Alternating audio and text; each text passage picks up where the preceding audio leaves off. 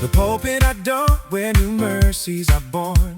God's word brings protection and direction each morn. Come walk in the way and discover far more than you've ever heard. Welcome to the Pulpit at Dawn, where we rise with the word, soar on his wings, and rest on his wisdom. Genesis 45 opens with a moment that has been building for chapters. Joseph can no longer restrain himself. The weight of emotion, the years of separation, the testing, it all comes to a breaking point. He clears the room. No Egyptians remain. This moment becomes personal for Joseph.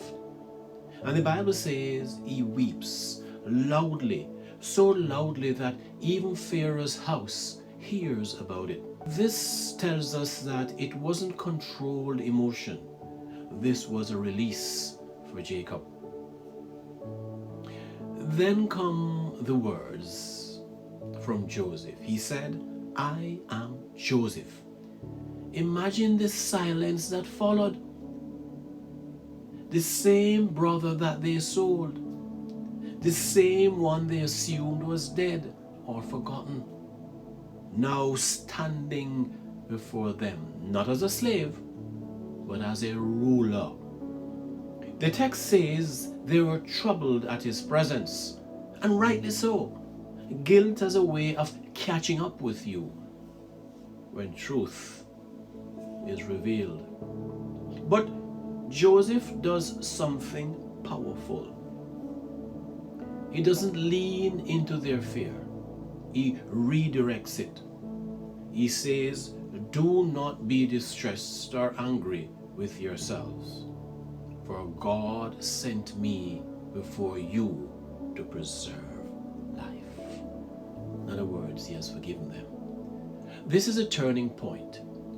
Joseph reframes their betrayal through divine purpose.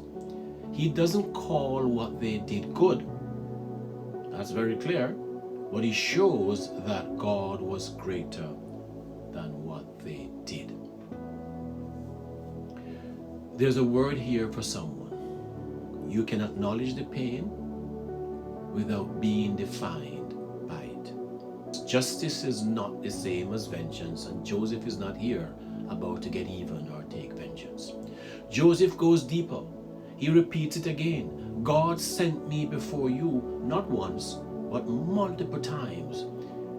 It's as if he's trying to help them and maybe even himself fully embrace this truth.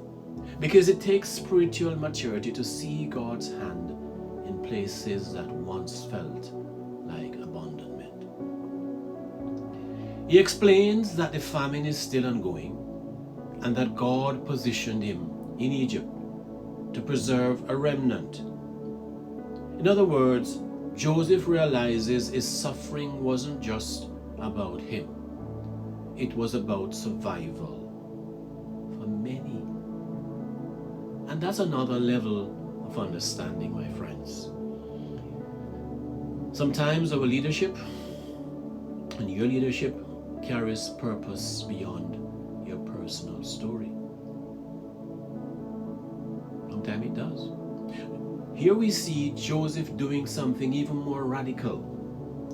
Because what he does next is that he invites them closer. He said, "Come near to me, please." That's powerful. Because they were afraid. The same men who pushed him away, he's now pulling them in. That's the evidence of healing. That is what happens when bitterness no longer has a hold on your heart. When confusion dissipates, and when childish behavior steps aside. And then comes provision. Joseph tells them to go get their father, to bring everything and come live in Egypt, where he will provide for them. The one they stripped now becomes the one who sustains them. Isn't life like that? The one who you hate, the one you despise, is always the one you're running to for help. God has a way of reversing roles, my dear friends. What a God we serve. Pharaoh even steps in and supports it, offering the best of the land. Even Pharaoh is impressed with Joseph. This shows something important. When God elevates you, He can cause even outsiders to support your purpose. And finally, the chapter closes with reconciliation and movement. The brothers return home with a message that seems almost too good to believe. Joseph is alive. Jacob's heart initially faints. It's too much for him to bear. But when he sees the evidence, his spirit revives. And that's how God works, my friends. Sometimes the truth of what God has done is so big, it takes time to believe it. But you keep believing God's word. Keep trusting. Keep believing that He is indeed your deliverer. Until next time, my dear friends, when we go even deeper, stay tuned.